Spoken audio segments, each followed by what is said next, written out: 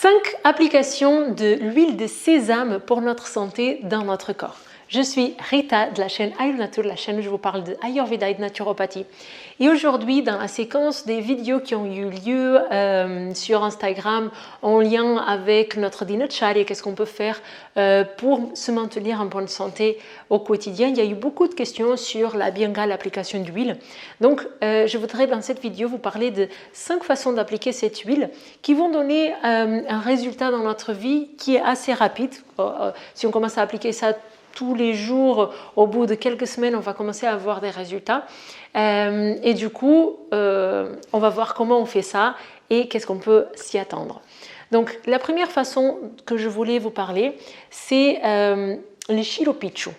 Donc, le Shiro-Pichu, c'est que vous prenez, dans un bocal, vous avez de l'huile de sésame, vous pouvez ajouter de l'huile de brahmi si vous en avez, et vous mettez un coton que vous imbibez bien. En général, on le fait le soir parce que l'objectif de l'application de Shiro-Pichu, c'est vraiment d'apaiser Vata Dosha. Donc, quand on est un peu fatigué, qu'on a des insomnies ou qu'on a des réveils nocturnes, qu'on a une extrême fatigue, mais qui est lien aussi avec un surménage mental et pas juste une fatigue physique.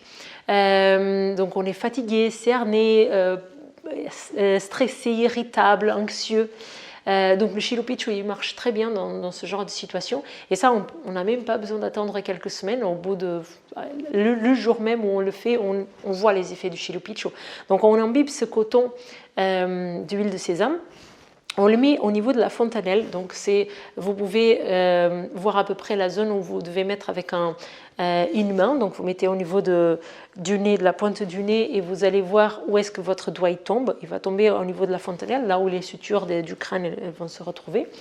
Vous appliquez le pichu, donc le coton imbibé, et vous mettez une ficelle, alors un cordon, un tissu, pour que vous puissiez attacher, juste pour que ce pichu il reste, pour que ce coton il reste au niveau de la fontanelle pendant 2 heures environ. En général, on le fait le soir parce que on veut qu'il y ait une action justement directement avec le sommeil. Et vous allez sentir que votre vata il descend vraiment.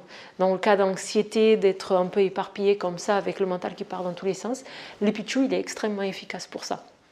Donc en général, on le fait le soir. Pour les personnes qui ont une tendance anxieuse, je les recommande de faire les jours, la veille des jours où ils vont laver les cheveux, parce que en effet, l'inconvénient, c'est que du coup, on va avoir les cheveux pleins d'huile. Donc ça, c'est la première façon d'appliquer l'huile de sésame pour notre santé. Deuxième façon, c'est vraiment de faire un Shiro Abhyanga. Donc Abhyanga, c'est l'application de l'huile et Shiro, c'est la tête. Donc application de l'huile en général sur les cheveux. Donc ça, c'est vraiment si on veut avoir une sensation d'apaisement global. Alors le Pichu, c'est vraiment la solution rapide, localisée. Genre, je veux que ça descende. Quand on a plus de temps, quand on est vraiment dans cet élan de se faire du bien, de prendre du temps pour soi, ce qui n'est pas donné à tout le monde, l'idéal c'est de faire un Shiro Abhyanga, c'est pas de faire juste le Pichu. Donc le Shiro Abhyanga, c'est que en général, si on peut tous les jours, les textes ayurvédiques ils le disent tous les jours, moi dans mes recommandations en cabinet c'est pareil, c'est la veille où la personne lave les cheveux, on applique de l'huile comme si c'était un masque sur les cheveux, mais on s'arrête, c'est pas juste une application. Pour que ce soit effectif, en fait, il faut donner un petit peu le câlin, un petit peu ce côté amour, pour avoir ce côté enveloppant. Donc on va appliquer l'huile de sésame sur tout le crâne et on va masser, on va prendre du temps pour masser. On peut, si on veut hydrater vraiment les cheveux, on peut vraiment appliquer sur tous les cheveux, mais l'idée c'est que cette huile soit en contact avec le crâne, vraiment, qu'il puisse nourrir, pour que cette huile puisse venir nourrir les tissus et apaiser un petit peu tout ce vata. Donc ça, c'est la deuxième façon d'appliquer l'huile de sésame. Donc la première, on a le Shiro-Pichu, la deuxième, Shiro Abhyanga, donc juste en localisé, deuxième façon, de façon plus générale. Troisième façon d'appliquer l'Abhyanga, et là je vais faire c'est plus les organes de sens. Donc on va décortiquer en deux parties. Donc application sur le nez. Il y a différentes façons d'appliquer l'huile de sésame sur le nez, mais il y en a certaines qui ne peuvent pas être utilisées par toutes les personnes selon les pathologies qu'on a, etc. Donc ce que je vais vous partager ici, c'est quelque chose que tout le monde peut faire sans risque. C'est l'application de Pratimaksha Nasya. Donc c'est l'application de Nasya, c'est le nez, et l'application en toute petite quantité d'huile de sésame. Donc juste vous trempez un petit peu votre petit doigt dans l'huile de sésame et vous appliquez à l'intérieur sur les parois de vos narines l'huile de sésame. Il y a différentes façons de faire Nasya. Nasya, c'est l'application Nasya, ça peut être pas que l'huile, c'est une technique qui est utilisée en Ayurveda d'application de substances au niveau du nez. On peut faire plein de choses. Celle-ci, vous pouvez le faire sans risque. Et qu'est-ce que ça va faire? Ça va protéger un petit peu vos organes d'essence. Donc pour tout ce qui est en lien avec des allergies, des pathologies respiratoires, etc., ça va apaiser, pareil, le vata dans cette zone-là. Donc ça peut être intéressant si on a... je donne un exemple comme ça, une asthme qui est en lien avec une sécheresse, ou c'est Vata qui est à l'origine du déclenchement des crises, par exemple. L'application quotidienne de Nasya, c'est intéressante, mais même les textes, ils vont aller au-delà de ça, ils vont dire que l'application de Nasya en petite quantité comme ça, il est recommandé pour tout le monde. Donc ça, c'était la troisième façon. La quatrième façon, pareil, au niveau des oreilles. Et donc là, ce qu'on cherche, quand c'est l'application et du nez, mais aussi des oreilles, on veut éviter l'aggravation de Vata dans le temps, en fait, parce que c'est un dosha qui va avoir cette tendance à s'aggraver avec certaines situations, mais il va s'aggraver aussi avec le temps. On va rentrer dans le troisième âge de vie, c'est l'âge Vata, où il y a l'avantage de la sécheresse, et du coup, on peut commencer à avoir des problèmes d'audition, etc.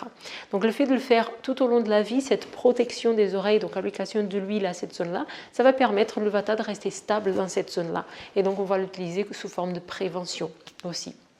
Donc ça, c'était la quatrième façon. Et la cinquième façon, c'est l'application dans la bouche. Donc, il y en a deux façons classiques dans les textes qui sont dites. Donc, le Kevala et le Gandusha. Le Kevala, c'est plus quand on met une petite, par exemple, une cuillère à soupe de huile de sésame dans la bouche et avec la langue et avec les muscles de la bouche, on essaye de répandre cette huile un peu partout et après on le crache. Et il y a aussi Gandusha où on remplit vraiment la bouche entièrement d'huile et on la garde au maximum de temps possible. Donc Gandusha est utilisé plus dans des situations particulières avec des thérapeutiques particulières qui visent des symptômes. Pour faire au quotidien, je vous recommande plutôt Kevala. Ou même juste vous appliquer avec, comme vous faites pour le nez et les oreilles, vous pouvez juste appliquer, c'est pas dit comme ça dans les textes, mais l'idée c'est la même, c'est de huiler un petit peu toutes les muqueuses à l'intérieur pour avoir cet effet nourrissant, enveloppant. Donc voilà les 5 façons d'appliquer l'huile du sésame, donc Abhyanga, de faire Abhyanga dans des zones spécifiques. Si vous voulez, je vous ferai d'autres vidéos pour expliquer plus l'Abhyanga de corps entier de façon générale, mais j'ai déjà fait pas mal de vidéos sur ce sujet-là, et donc je ne voulais pas répéter. Donc n'hésitez pas à mettre ici dans les commentaires ce que vous en pensez de cette vidéo, si vous avez des questions. Si les doshas, ça ne vous parle pas du tout, sachez qu'il y a un quiz, donc je vous laisse le quiz ayurvédique pour que vous connaissiez un petit peu les doshas de base que vous avez et comprendre un petit peu tout ça. Et vous avez aussi bien sûr la formation gratuite qui vous permet de rentrer un petit peu en détail. Donc ça, c'est la playlist de formation gratuite qui est ici sur YouTube. Merci beaucoup pour votre écoute. Je vous laisse revenir vers moi ici dans les commentaires. Comme ça, on peut créer l'échange et améliorer la santé au quotidien. Merci beaucoup.